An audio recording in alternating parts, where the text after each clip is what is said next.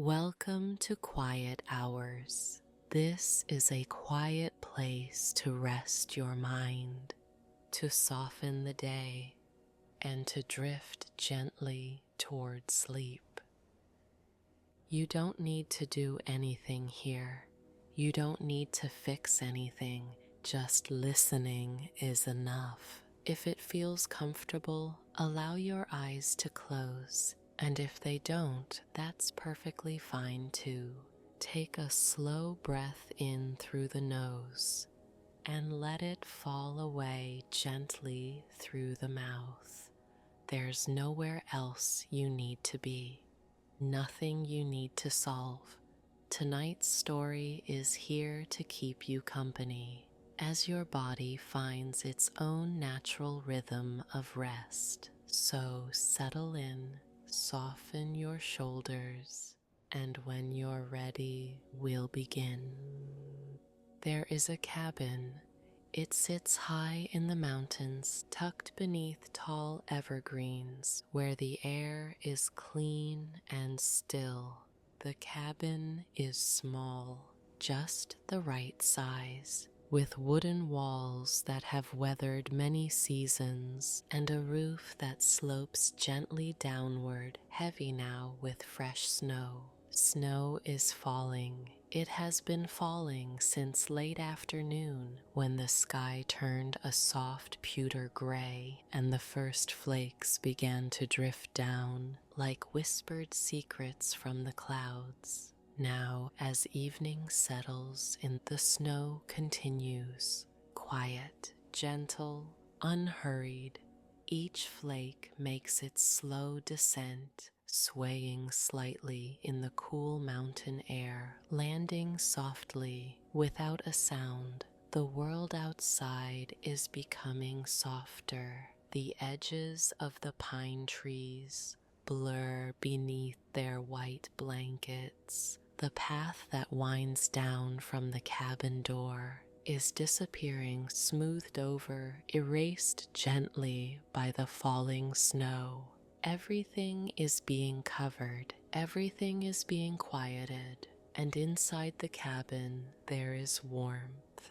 A fire burns low in the stone fireplace, crackling softly, glowing with shades of amber and rust. The wood shifts occasionally, settling deeper into itself, sending small sparks upward that fade before they reach the chimney. The light from the fire moves across the walls, slow and golden, painting soft shadows that sway and breathe with the rhythm of the flames. You are here. You are sitting near the fire, wrapped in something soft, a blanket perhaps, wool maybe, thick and warm against your skin. You are comfortable. Your body is settled. Your weight sinks gently into the old armchair beneath you, its cushions worn in all the right places, as if they have been waiting for you all along. Outside, the snow continues to fall. You can see it through the window, framed by heavy wooden beams.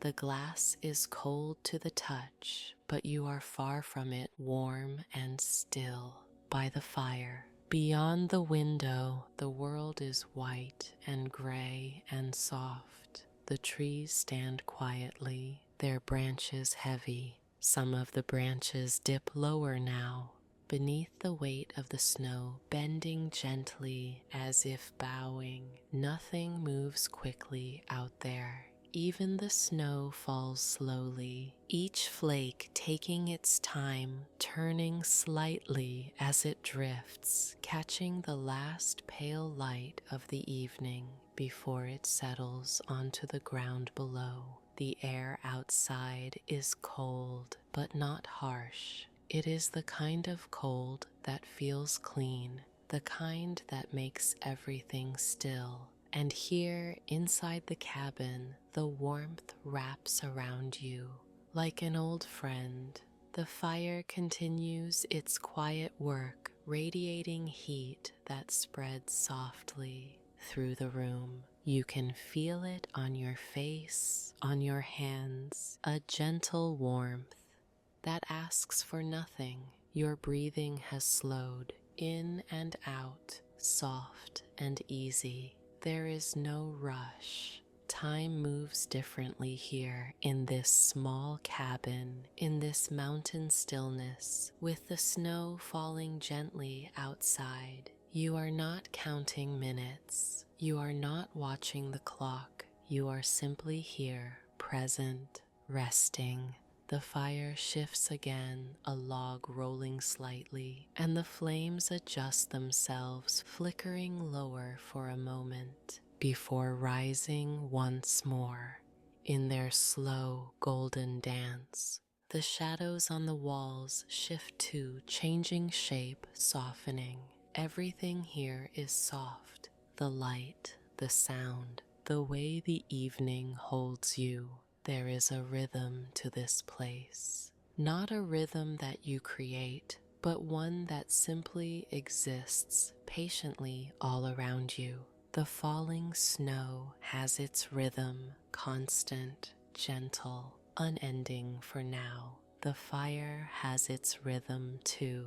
The way the flames rise and fall, the way the wood settles, the way the heat spreads outward in waves, and your breath, soft and slow, adds its own rhythm to the evening. Together, these rhythms weave into something larger, a symphony of stillness, a quiet music without sound. You do not need to listen for it. You do not need to search for it. It is already here, holding you, surrounding you, inviting you deeper into rest. The walls of the cabin are thick, built long ago, by hands that understood winter, by people who knew how to create shelter. In wild places, the logs fit together perfectly, sealed against the cold, strong and sure. Between the logs, there is chinking old and weathered, but still doing its job, keeping the warmth in and the cold out. You can see the wood grain in the walls, even in the dim firelight, swirls and lines that tell the story of the trees these logs once were. Trees that grew slowly over decades, adding ring after ring until they were tall enough, strong enough, ready. And now they form this cabin, this refuge, this small, warm space. In the middle of the vast mountain wilderness, you are grateful for these walls, not in a way that requires words or thought, but in a deep, quiet way that lives in your body. A feeling of safety, of being held. The floor beneath your feet is wooden too. Wide planks worn smooth by times, by footsteps, by seasons of life lived here. Some of the boards creak slightly when you walk across them, but now, as you sit still, they are silent, solid, dependable. The floor holds you just as the chair does, just as the cabin does, just as this entire evening does. Outside, the snow has changed the landscape completely. What was once a clearing dotted with rocks and fallen branches is now a smooth expanse of white. What was once a forest of distinct trees is now a blur of white and dark shapes softened, edges erased. The transformation happens so slowly that you cannot see it happening, but when you look away and then look back, you notice the snow is deeper, the world is quieter. The evening has moved forward gently without announcing itself. Time is passing, but it does not feel like time. It feels more like a deepening, a settling, a slow descent into something softer, something more complete. You shift slightly in your chair, adjusting your position, and the blanket moves with you, wrapping around you more closely. The fabric is soft against your skin. Perhaps it is wool hand-woven, the kind of blanket that has been washed many times until it is perfectly soft, perfectly worn in. Or perhaps it is something else. It does not matter what it is made of. What matters is how it feels: warm, safe, comforting, like being held by someone who asks for nothing in return.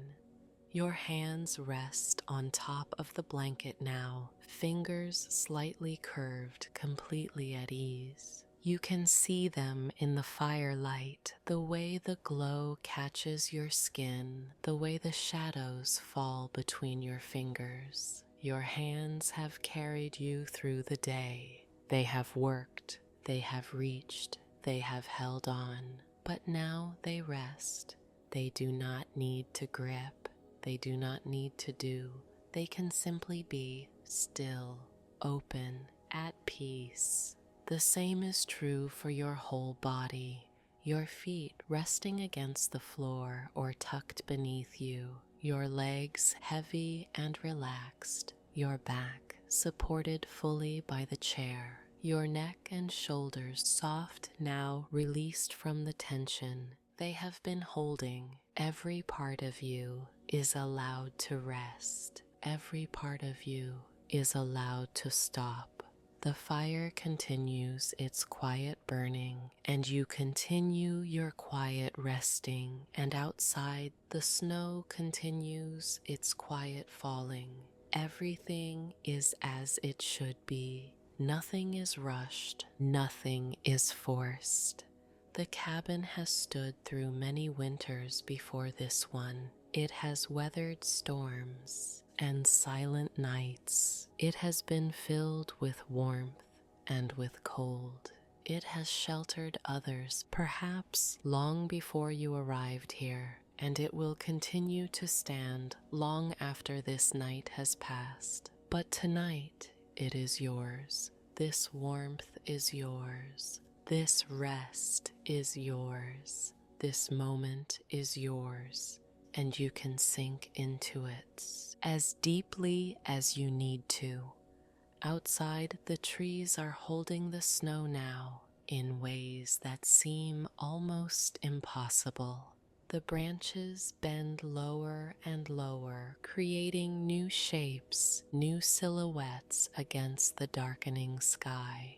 Some branches touch the ground now, their tips buried in the accumulating snow, forming gentle arches, small snow-covered doorways that lead nowhere, that exist simply to be beautiful. The forest is becoming a cathedral of white and gray, silent and still reverent in its own way. And you, watching from the warmth of the cabin, are witness to this transformation, not as someone who must do something about it, or understand it, or capture it, but simply as someone who is here, present, breathing, alive in this moment. The window glass is fogged slightly now from the difference in temperature. Outside it is cold, inside it is warm, and where these two worlds meet, at the surface of the glass, moisture gathers, creating a soft haze that blurs the view just slightly. You could wipe it away. You could clear the glass and see more sharply, but there is no need. The softness is part of the beauty. The blur is part of the peace. You do not need to see everything clearly. You do not need to understand everything fully. You can simply be here in this soft, blurred, beautiful moment, and that is enough. Your breathing continues slow and deep, and with each exhale, you feel something releasing. The day, perhaps. The worries that followed you here. The thoughts that seemed so important just hours ago. They are falling away just as the snow falls gently, without force, without struggle. They land softly somewhere and are covered over, buried beneath the white, smoothed away, until they are no longer distinct, no longer sharp, no longer demanding your attention. In the fireplace, one of the logs breaks apart, splitting into glowing embers that pulse with heat. The fire shifts to accommodate this change, the flames finding new paths, new places to dance. But the warmth remains constant, the light remains, the comfort continues uninterrupted, reliable. You can depend on this fire. You can depend on this cabin. You can depend on this evening to hold you safely while you rest. Outside, somewhere far away, there might be wind. There might be movement. But here in this clearing, among these trees, the air is still. The snow falls straight down, unhurried, each flake making its own slow journey. From sky to earth, there is no rush. There has never been a rush. Time moves differently in the mountains, differently in the snow, differently when you are truly, deeply at rest. And you are at rest now. Your body knows it. Your breath knows it. Your mind slowly, gently is beginning to know it too.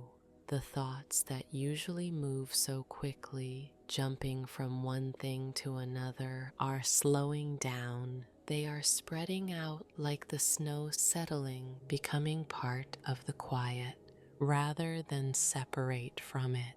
You do not need to stop your thoughts. You do not need to empty your mind. You can simply let your thoughts become softer, slower, less demanding.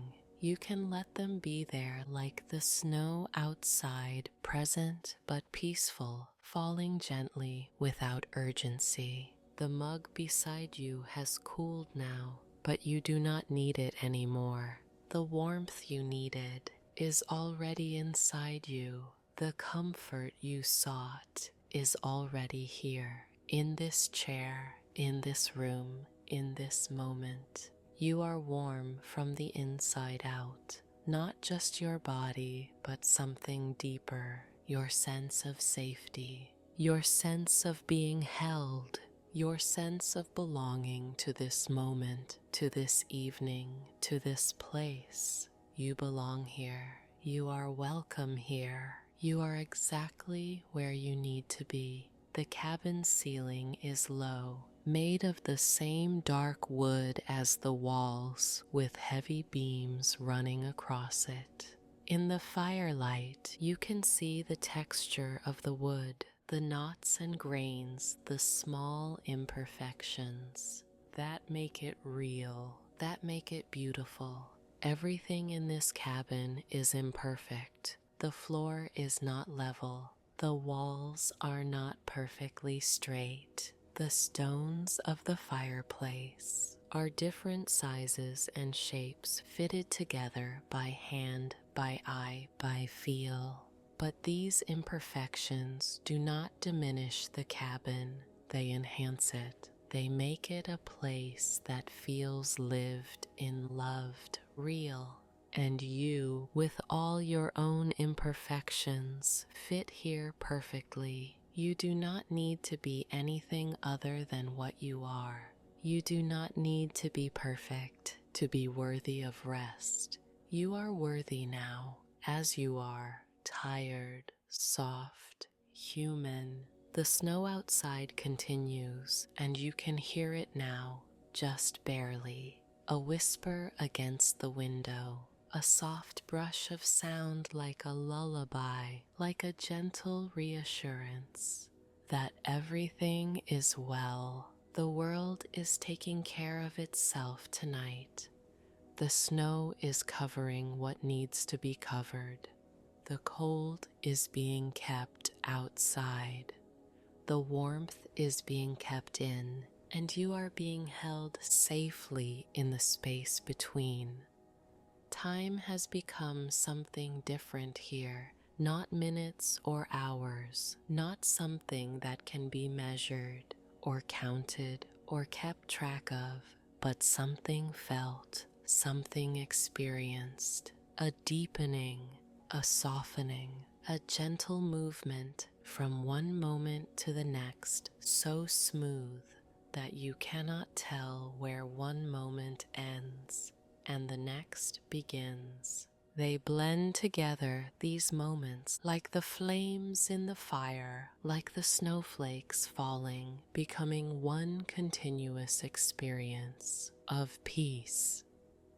The cabin has its own sounds now that you are noticing, small sounds, the settling of wood as it cools very slowly, a gentle creak from somewhere above, just the house breathing, just the structure adjusting to the weight of snow, to the temperature of night. These sounds do not startle you, they comfort you. They are the sounds of a living place, a place that has weathered many seasons, a place that knows how to hold you safely through the night. Your body feels different now than it did when you first sat down, heavier perhaps, or lighter. It is hard to say. The boundaries between your body and everything around it have become less distinct. You are still you, but you are also part of the chair, part of the warmth, part of the evening itself. There is a merging happening, gentle and natural, as you sink deeper into rest. Outside, the world has taken on a quality of timelessness. The snow falls now exactly as it fell an hour ago, exactly as it will fall an hour from now. The trees stand exactly as they have stood for decades, for centuries perhaps. The mountain holds its place, ancient and patient, unmoved by the small dramas of human life. And you resting in this cabin are touching something of that timelessness, something that exists beyond the hurried pace of days, beyond the worry of what comes next, beyond the regret of what came before. Just this moment, this breath, this perfect, complete now. The fire has burned down to embers, now barely glowing, but still warm, still giving. The stones around it radiate heat, fulfilling their purpose, asking nothing in return. And the darkness in the room has deepened, become more complete, but not frightening. It is the darkness of rest, the darkness of closing eyes, the darkness that allows you to stop seeing and start feeling, to stop thinking and start being. Your hands have relaxed completely now, palms open, fingers curved naturally. There is no grasping, no holding on, just an open receiving of whatever this moment offers. The warmth, the quiet, the peace. All of it flows into your open palms, into your open heart, filling you without overwhelming you. Outside, the snow must be deep enough now to muffle all sound completely. Even if there were wind, even if there were movement, the snow would absorb it, soften it, turn it into silence. The world has become a vast quiet, and you are at its center, resting, breathing, being held. There is a trust required for deep rest, a trust that you will be safe while you sleep, that the world will continue without your vigilance, that you can let go and everything will be all right. And here in this cabin, that trust comes easily. The walls are strong, the fire is warm, the night is gentle, and you can trust. You can let go, you can surrender to the rest that your body has been asking for, the rest that your mind needs, the rest that your soul deserves. Your breathing has become so subtle now that you barely notice it. It happens on its own, your body taking care of itself, knowing exactly what to do, exactly how much air you need, exactly how deeply to breathe. You do not need to control it. You do not need to think about it. You can simply let it be, let it happen, let it carry you gently toward sleep. The cabin seems larger now in the darkness, or perhaps you seem smaller, or perhaps the boundaries between large and small, between inside and outside, between awake and asleep are simply dissolving. Everything is becoming softer, quieter, more still. Outside, each snowflake that falls lands on countless others that fell before it, layer upon layer, building slowly, creating something new from countless small moments, and inside each breath you take, settles upon the breaths that came before. Each moment of rest builds upon the previous moment until you are deeply, truly, completely at rest. The fire's glow is almost imperceptible now, just a faint warmth in the darkness, barely visible, but still there, still keeping watch, still offering its gift. And you can close your eyes fully now, knowing that even in darkness, even in sleep, you are held, you are safe, you are exactly where you need to be. The snow continues its ancient work of covering, softening, transforming. The mountain continues its silent standing. The cabin continues its patient holding. And you, wrapped in warmth, surrounded by quiet, continue your gentle descent into the deep, restorative, healing embrace of sleep.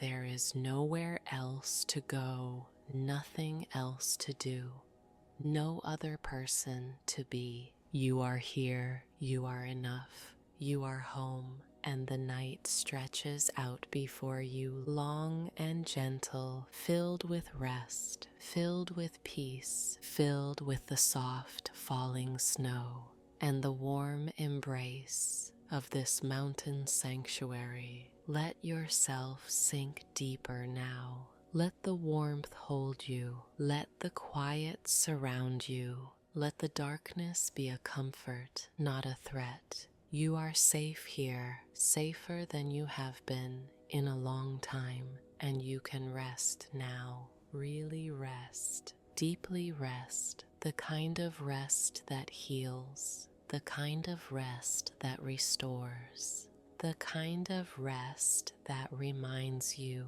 who you really are beneath all the doing, beneath all the trying, beneath all the noise. You are a being who deserves rest. You are a soul who needs peace. You are a body that requires care. And tonight, all of that is being given to you freely, generously, without condition. The cabin gives its shelter, the fire gives its warmth, the snow gives its soft silence, and you can receive all of it, opening yourself to this gift, this evening, this perfect moment of rest. Your body is growing heavier now, sinking deeper into the chair, into the blanket, into the support that holds you.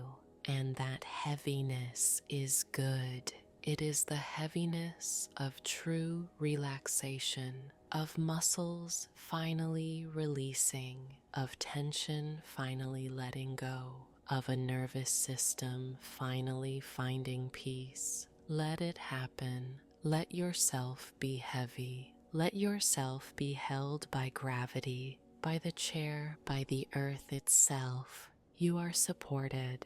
You are safe. You are allowed to rest completely. Outside, the world is white and still and perfect. Inside, your world is warm and dark and peaceful. And between these two worlds, you rest, breathing softly, feeling deeply, being fully. The night is long. There is time, so much time. Time to rest. Time to heal, time to simply be without doing, without trying, without striving, just being, just breathing, just resting in the perfect stillness of this mountain evening.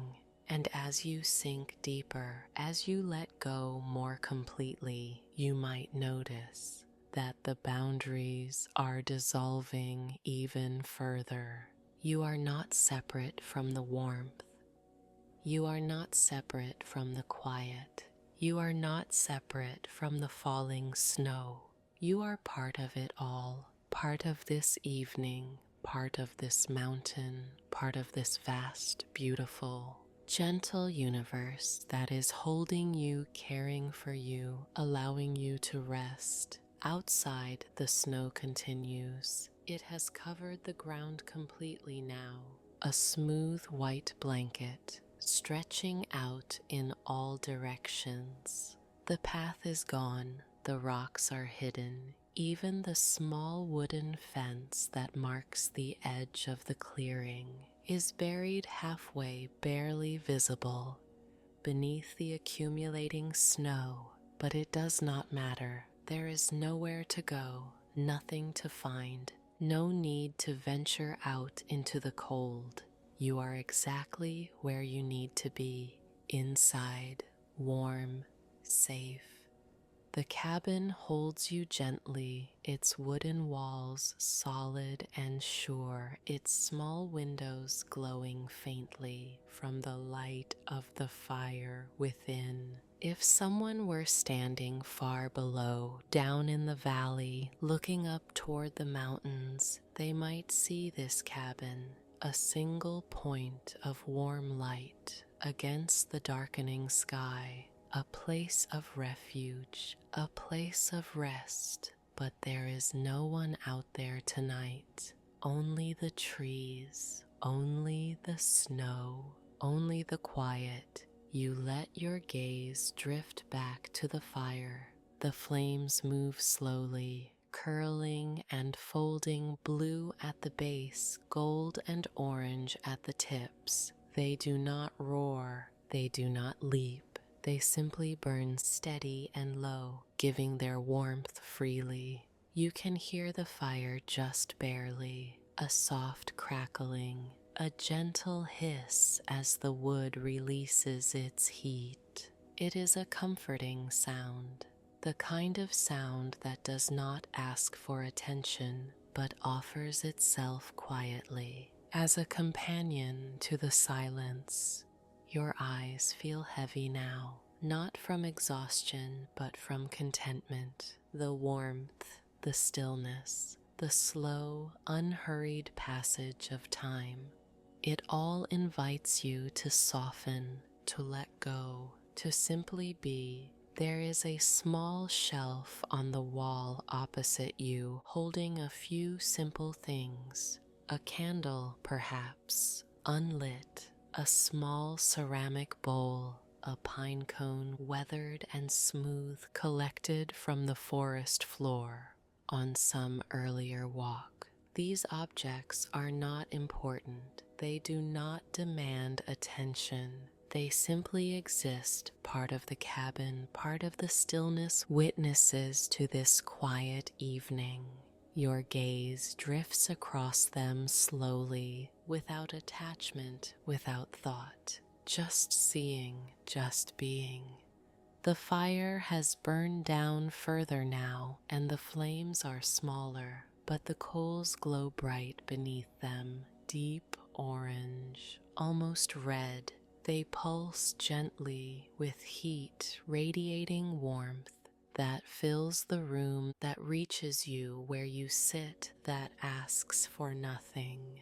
The wood has given itself completely to the fire, transformed from solid form into heat, into light, into this comfort that surrounds you. And you, in your own way, are transforming too, from someone who carries the day into someone who rests, from someone who holds on into someone who lets go, from someone who thinks and plans and worries, into someone who simply breathes and sits and allows the evening to unfold exactly as it will. Outside, the darkness is complete now. The sky has deepened from gray into something darker, something infinite. But it is not a frightening darkness. It is the darkness of night in the mountains, where the air is clear and the world is at peace.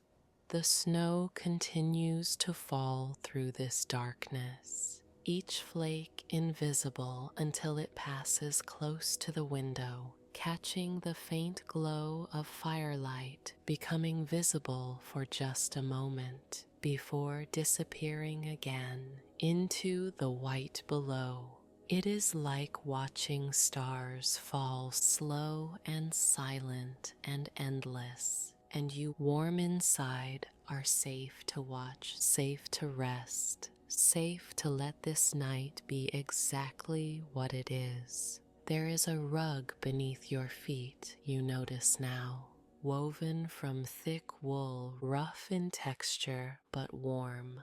The colors are muted, faded perhaps by time, by sunlight that once streamed through these windows in summer months. Browns and reds and deep blues, all blended together into something earthy, something that belongs to this place. You can feel the texture of it, even through the blanket, even through the distance between you and the floor. It is another layer of comfort, another piece of this cabin's warmth. There is a small wooden shelf on the wall opposite the fire, you notice now.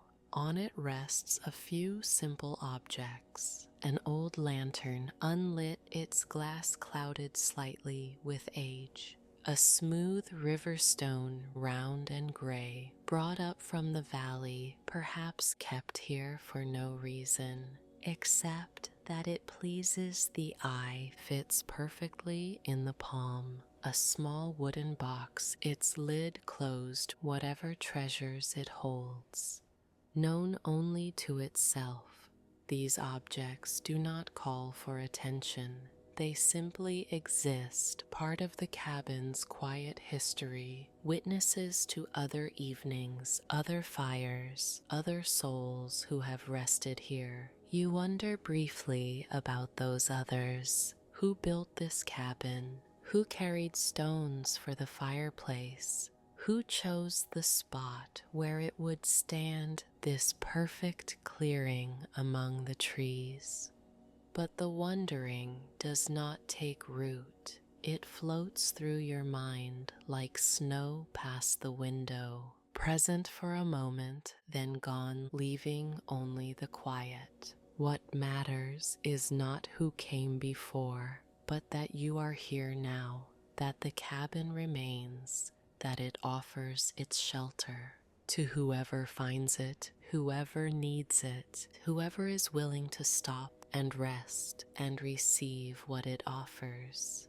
The ceiling beams above you are solid, darkened by time and smoke from countless fires.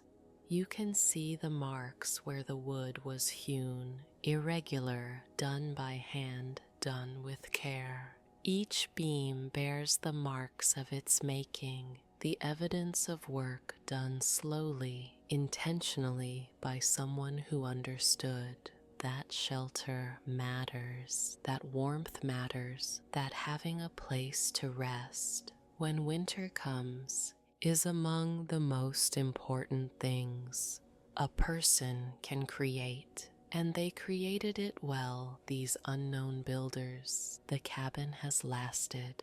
It stands strong. It fulfills its purpose. And tonight, you are the beneficiary of their long ago labor, of their skill, of their understanding, that we all need shelter, that we all need warmth, that we all need a place where we can stop and be safe and rest. Your gratitude wells up quietly, not in words, but in a deep feeling of connection to those who came before, to the trees that gave their wood, to the mountain that provided the stone, to the whole web of life and effort. That has resulted in this moment, this warmth, this rest. Outside, a slight breeze must have picked up because the snow is moving differently now. Still falling, but with a gentle sideways drift, creating small swirls in the air, tiny spirals of white that dance for a moment before settling. It is beautiful to watch. The snow alive in the air, moving with grace, responding to forces you cannot see, trusting the wind to carry it to wherever it needs to go. There is no resistance in the snow. It does not fight the wind. It does not try to fall in a straight line. When the breeze asks it to curve, it simply moves, surrenders, allows itself to be carried. And watching it, you feel something in yourself softening further. Some last small holding on, some final resistance releasing. If the snow can trust the wind, you can trust this evening.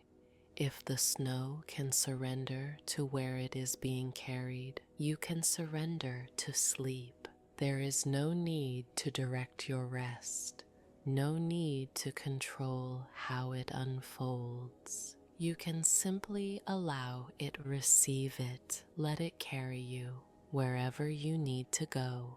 The warmth in the cabin has evened out now, no longer stronger near the fire and cooler near the walls. The heat has spread throughout the space, filling every corner, every gap, creating a uniform cocoon of comfort.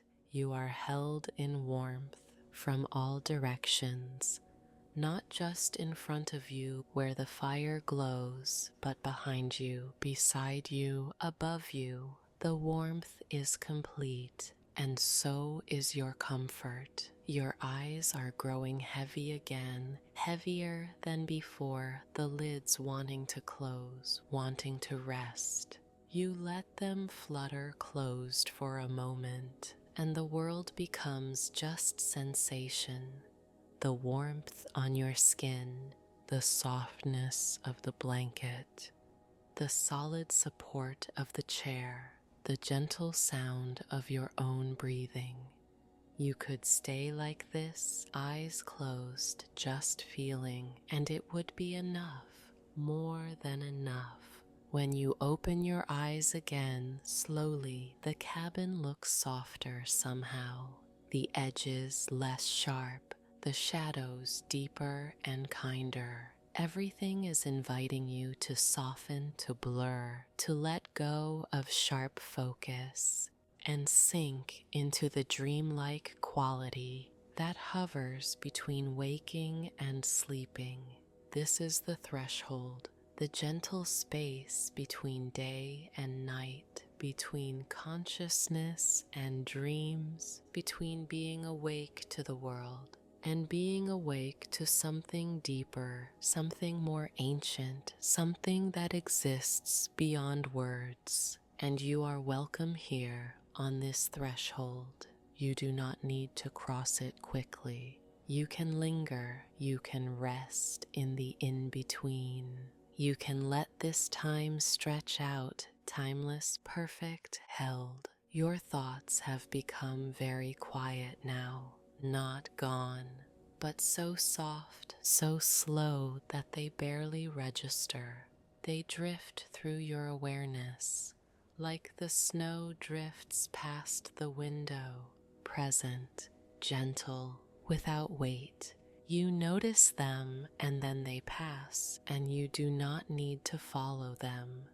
You do not need to know where they go.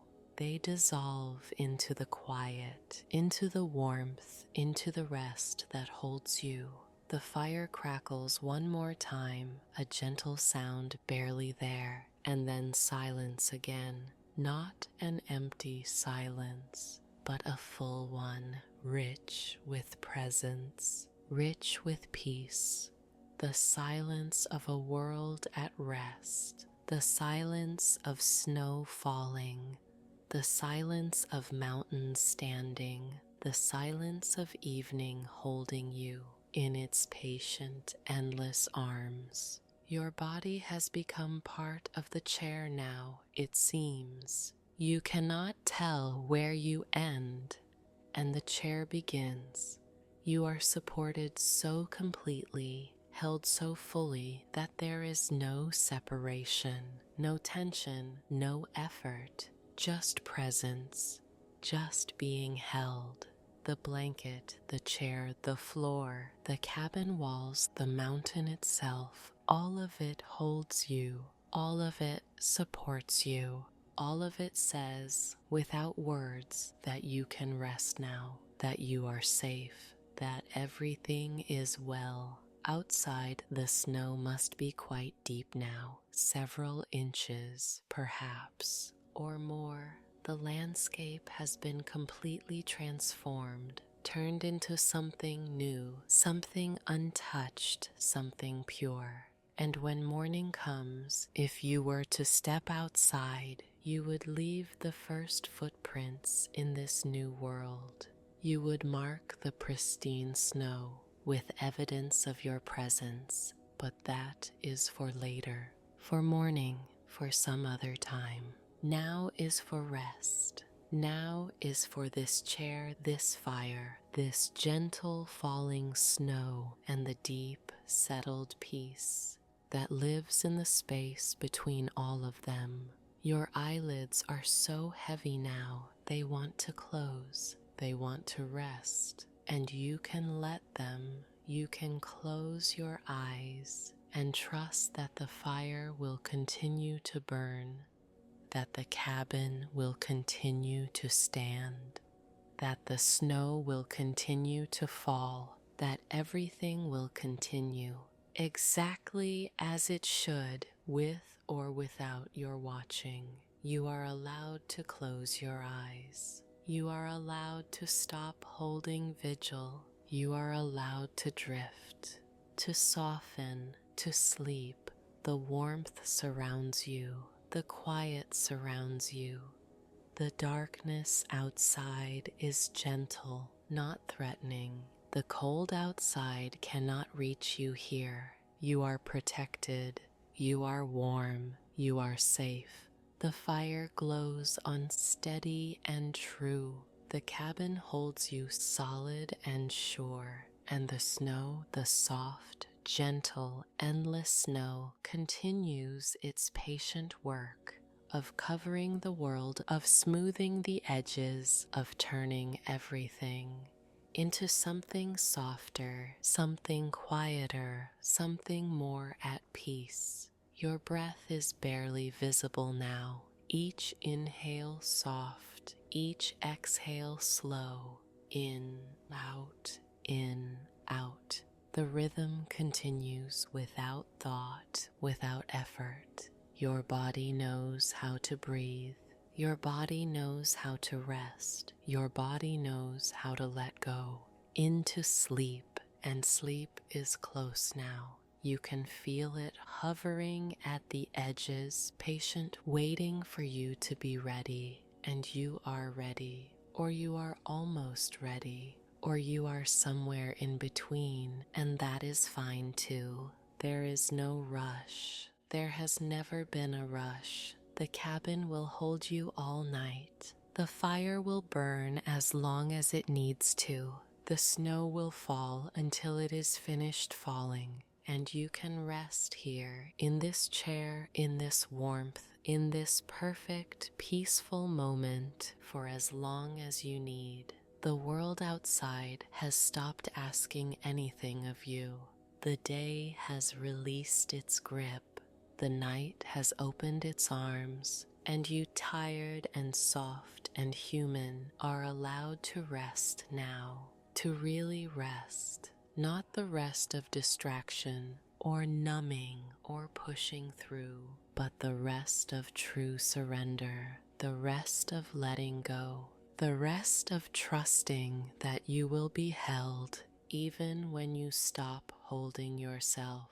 And you are being held by this chair, by this cabin, by this mountain, by this evening, by something larger than all of them, something that has no name but that you can feel deep in your bones, in the quiet of your heart. You are held, you are safe, you are exactly where you need to be. The fire burns low, now the flames almost gone, leaving only the glowing coals pulsing gently like a heartbeat, like your heartbeat, slow and steady and sure. The light in the room is dimmer, the shadows deeper, but you do not need bright light now. You do not need to see. You only need to feel, and you feel warm, you feel safe. You feel held. Outside, through the darkness, through the falling snow, the forest stands. The trees, ancient and patient, hold their vigil. They have stood through countless winters. They will stand through countless more. They do not hurry. They do not worry. They simply stand rooted deep, reaching high, being exactly what they are. And you, inside this cabin, can be exactly what you are too. Tired, human, deserving of rest. The snow touches the window again, a soft whisper, a gentle reminder that the world continues softly, quietly, even as you rest. But the world does not need you right now. The world can continue without you. For a while, you are allowed to step back, to close your eyes, to let go, to drift into the deep, warm, gentle embrace of sleep. Outside, the snow is falling still. It will fall through the night, perhaps. Or it may stop soon, leaving the world transformed, blanketed, and new. You do not know, and you do not need to. The snow will do what it will do. The fire will burn as long as it burns, and you will rest here in this moment as long as you need. There is a small table beside you, its surface smooth and cool. On it sits a mug. The mug is heavy in your hand, ceramic perhaps, or stoneware. It is filled with something warm, tea maybe, or something herbal and sweet. The steam rises from it, curling upward in delicate spirals, disappearing into the air. You bring the mug closer, and the warmth of it spreads into your palms, into your fingers. You breathe in the scent, gentle, soothing. It smells like comforts, like evenings that stretch softly into nights, like moments held carefully without hurry. You take a slow sip. The liquid is warm but not too hot. It moves down your throat easily, spreading warmth through your chest, through your center. It tastes simple, clean, uncomplicated, just what you need. You set the mug back down gently, and your hand returns to the soft blanket across your lap. Outside, the snow continues its gentle work. The trees are almost entirely white now, their dark bark barely visible beneath the accumulation. The branches sag lower, patient under the weight. They do not resist. They do not struggle. They simply hold what they are given, bending gently, resting in their own way. The sky above is growing darker, not black exactly, but a deep, soft gray, the kind of gray that comes when snow is falling and the clouds hang low and close. It is the color of quiet, the color of rest. Inside the cabin, the fire continues to glow. The wood is burning down now, the logs smaller than they were, but the heat remains steady and sure. You do not need to add more wood, not yet. There is enough warmth for now, enough light, enough. Your body feels heavy in the chair, but it is a good kind of heavy. The weight of deep relaxation. Your shoulders have dropped, your jaw is loose. Your hands rest softly, without holding, without gripping. You are being held instead by the chair, by the warmth, by the quiet evening that surrounds you. Outside, the snow is piling higher, on the window sills, on the roof, on the ground that stretches away from the cabin, into the forest beyond. The world is being transformed slowly, silently, into something softer, and you inside this small cabin are being transformed too, not into something different, but into something quieter, more at ease, more at rest. Your breathing is slow now, deep and even, in through the nose, out through the mouth, or perhaps just in and out, without thought, without effort. Your body knows how to breathe. It has always known, and tonight it breathes for you gently while you rest.